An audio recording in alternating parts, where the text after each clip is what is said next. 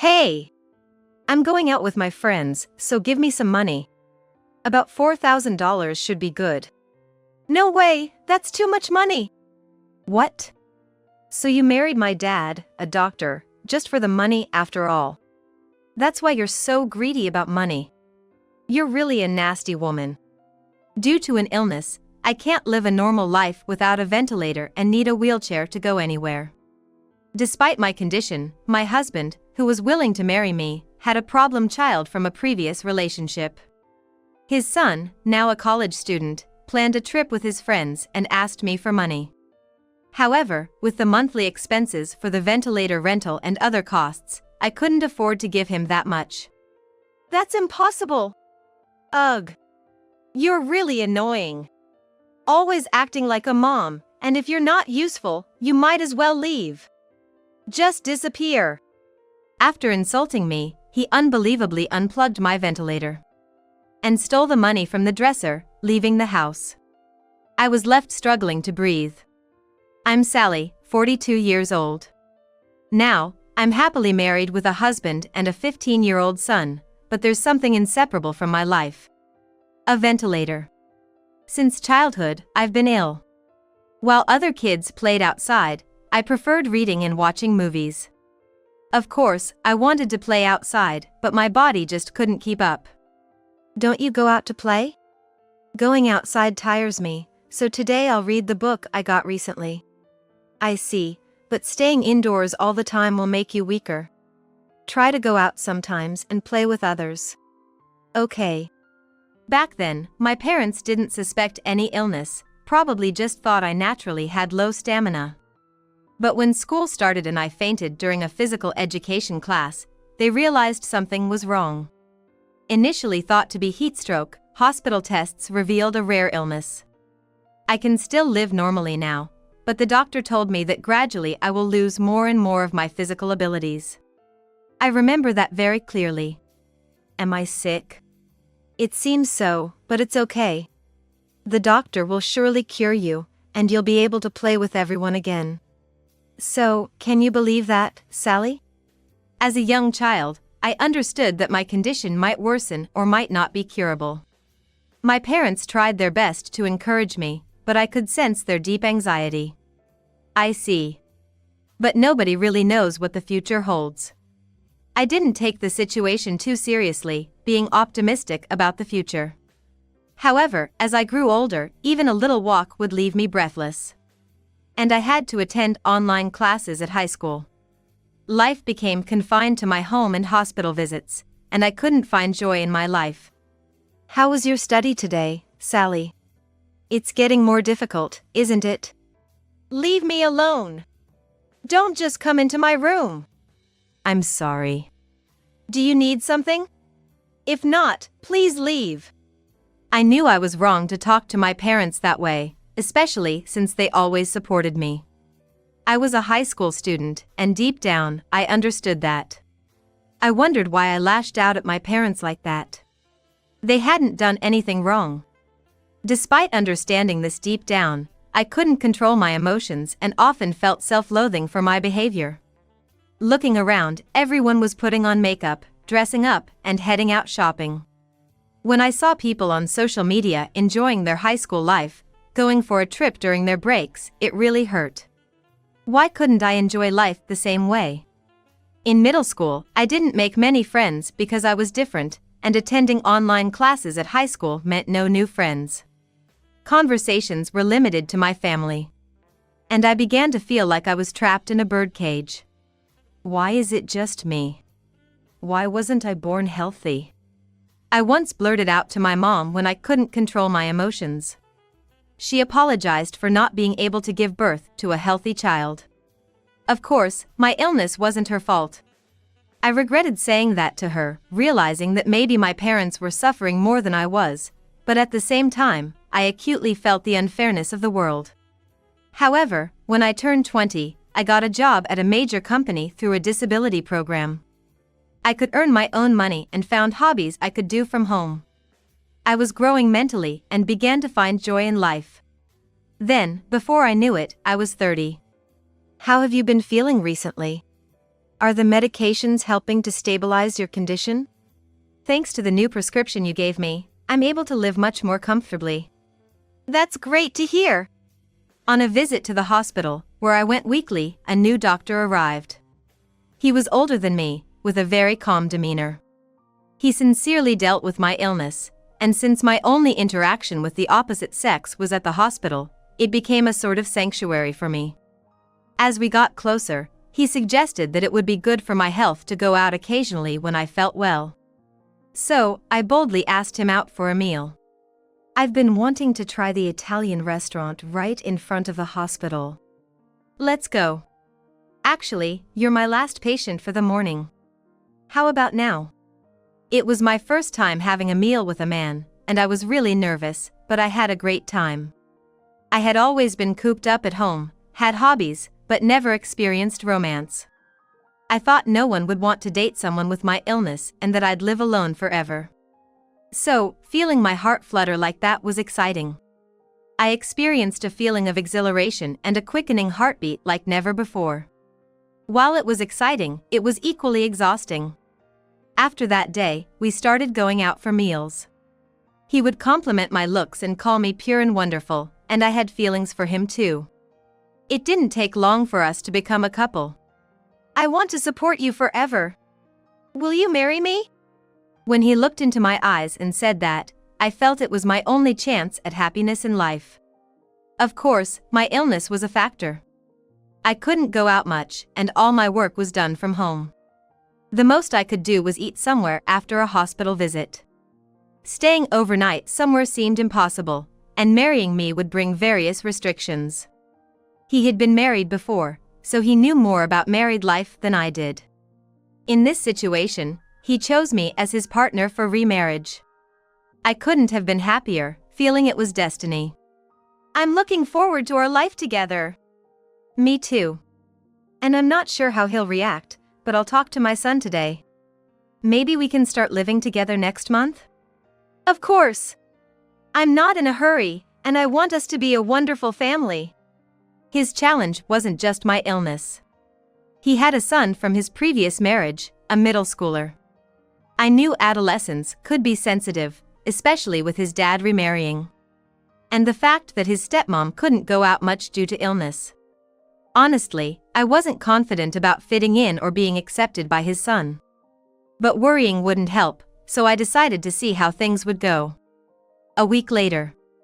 Well, at his age, I don't think he'll talk much, but his room is separate, so it should be fine. We should plan to move in together next month. Are you sure this isn't too soon? He's in his rebellious phase. If he didn't like it, he would have said so. But he didn't show any signs of that. He's been without a mother since he was little, so I think he's been lonely. Please help me out. He was right. As a doctor, he was often busy. Night shifts were common, and being motherless must have been hard for his son.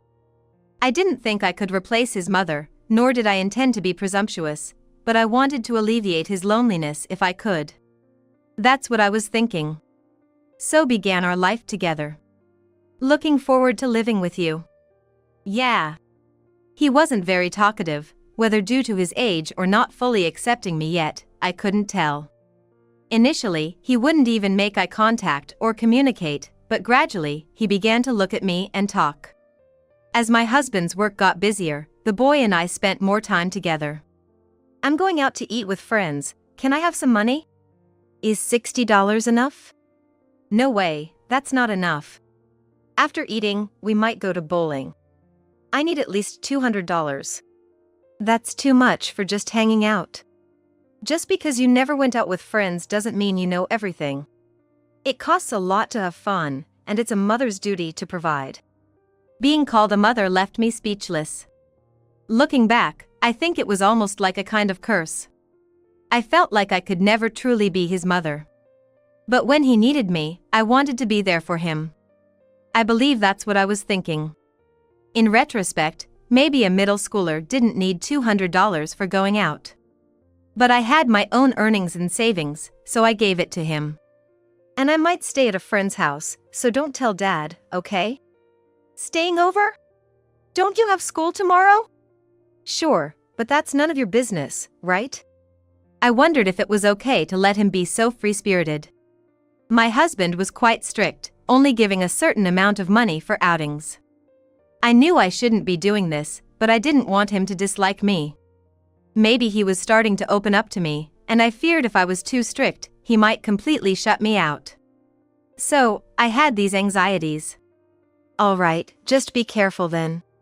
He ignored me and left, but I thought maybe giving him some freedom was better. I'm not his mom, and I didn't want to overstep and upset him. Maybe from his perspective, he was thinking, I don't want to hear it from you. But ignoring my husband's parenting approach hurt too. I knew raising a child wouldn't be easy, but I didn't expect this many problems. However, that night, I thought about it and realized I couldn't just stay silent about him. The next morning, I told my husband everything. I think it's partly because he's in his rebellious phase, but we can't just leave it like this. You're right, thanks for telling me. I expected a day would come when he wouldn't listen to me anymore. Well, some of it can't be helped, I guess. We can't spoil him, but being too strict isn't good either. I'll think about it. My husband seemed to be struggling with parenting, and I couldn't offer any good advice. I wanted to be helpful, but felt frustrated that I couldn't be more useful. Still, I continued to support him in my own way. He eventually graduated high school and, though not the brightest, went to college. My husband and I were happy that he was progressing, but there was a bigger problem. It was about my health. Are you okay? Yeah, the medication helps a lot, but I've been feeling quite short of breath. My condition had been worsening for about a month, and recently I couldn't even lie down without struggling to breathe. My husband said my illness was progressing rapidly and that I wouldn't be able to work anymore. My respiratory system was failing, and it seemed I'd need a ventilator in the future. My legs were getting weaker, so I needed a wheelchair whenever I went out. It had progressed to that extent. You can't be serious. Don't worry, I'll always be here to support you. You're not alone. His words helped me keep my spirits up, but as weeks passed, it became harder to live normally.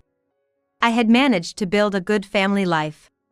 His son was growing up and moving on, and I thought my husband and I would live happily together. But then I became dependent on a wheelchair and ventilator, unable to do anything on my own. I didn't want to be a burden to my family. So, I hired a helper using my savings, trying not to be a burden. But then one day, can I have some money?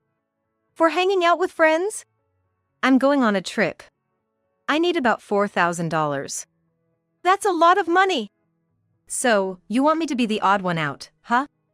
I didn't mean that, but honestly, my medical expenses alone were a significant amount each month. Thankfully, my husband, being a doctor, wasn't financially struggling. However, I didn't want to be too much of a burden, so I was paying everything from my own savings.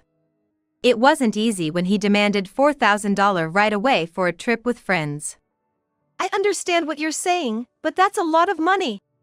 So, you're just pretending to be a mom, but you don't really care about me, do you? That's not true, but... Well, I don't need your permission anyway. You must be keeping some cash around, right? He then started rummaging through the dresser in my bedroom. What are you doing? Wow, you've been stashing quite a bit. And you won't give me just $4,000?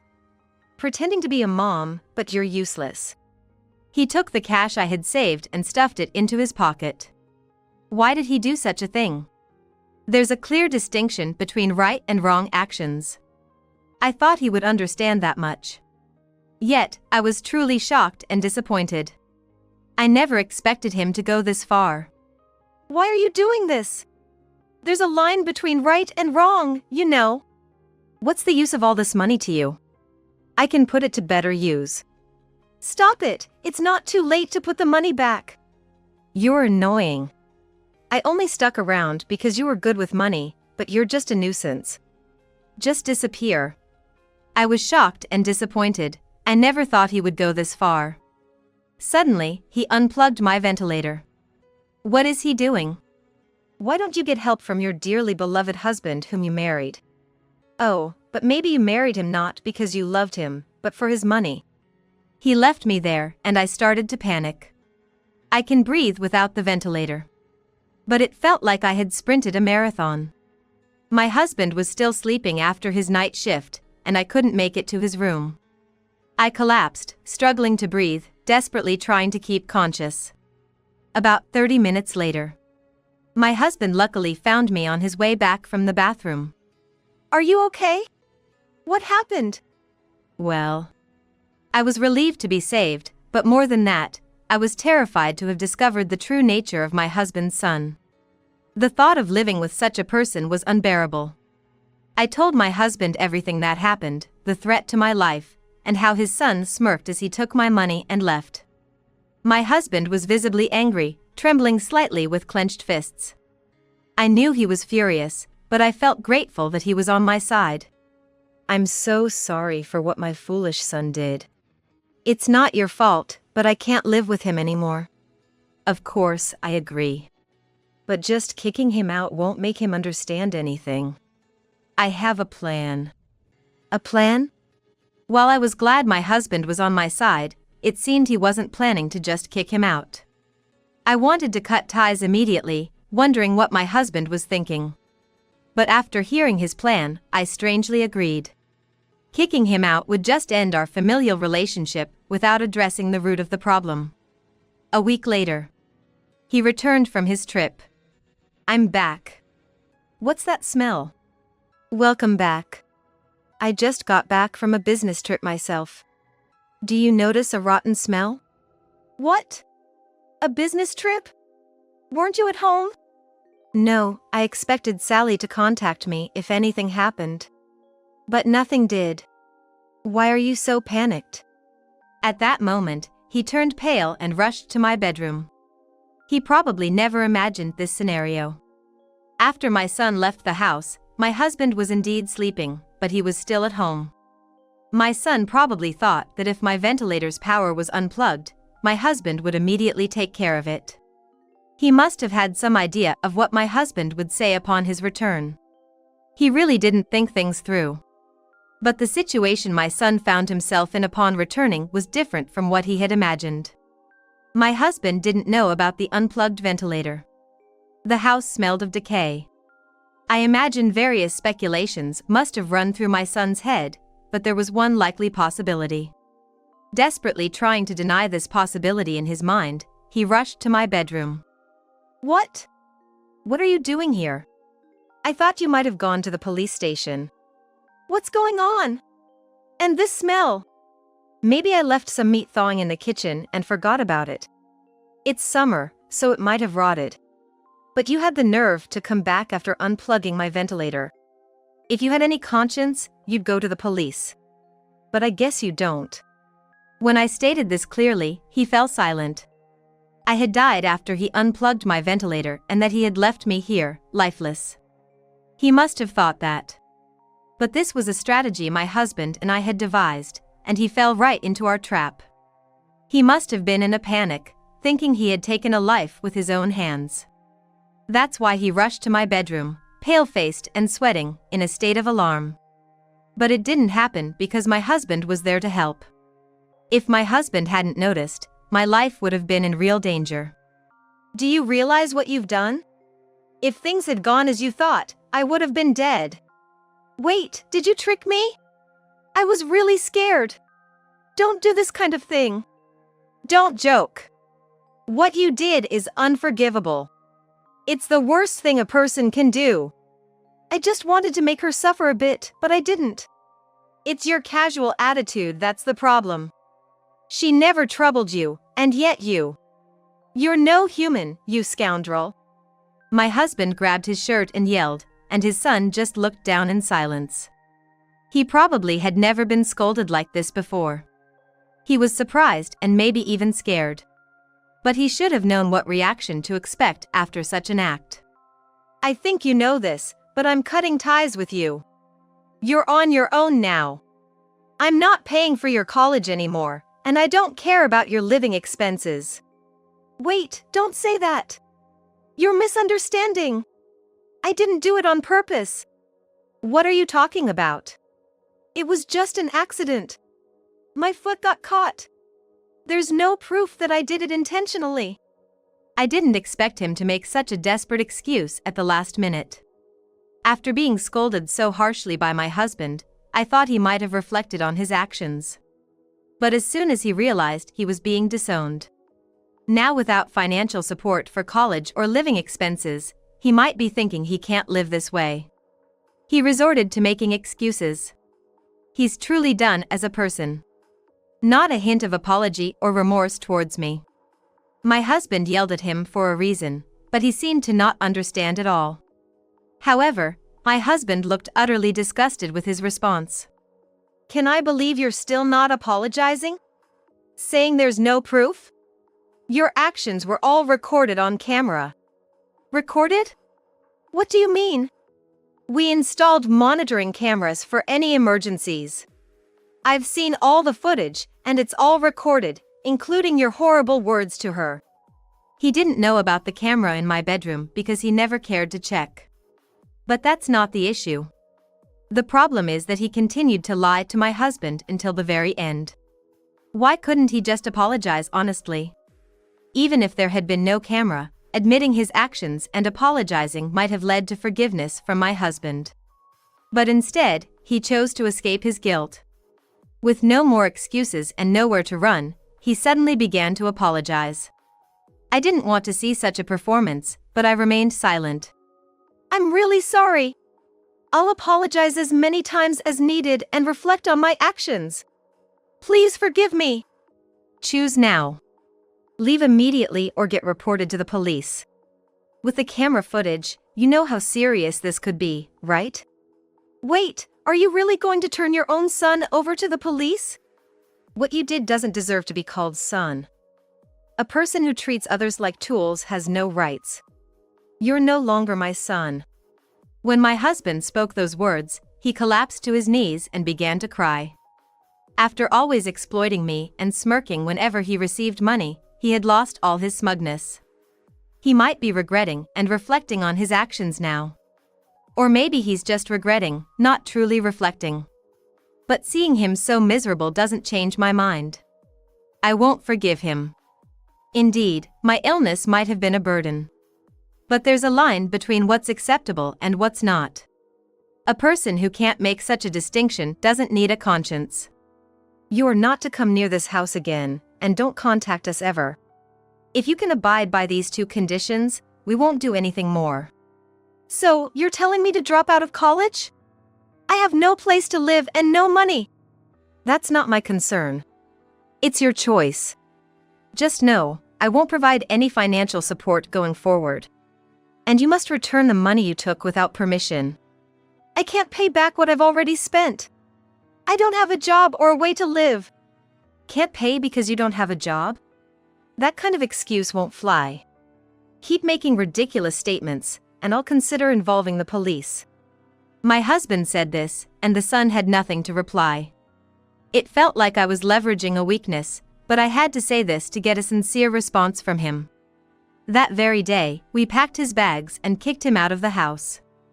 I don't know what he's going to do now, but it's all the result of the seeds he sowed himself. If he truly reflects on his actions, he might have a good life waiting for him. But if he keeps harboring resentment and complaining, he's bound to walk the same troubled path. I'm sorry for causing trouble until the very end, but thank you for standing by me. I promised when we married, no matter what, I'd stay by your side and keep supporting you.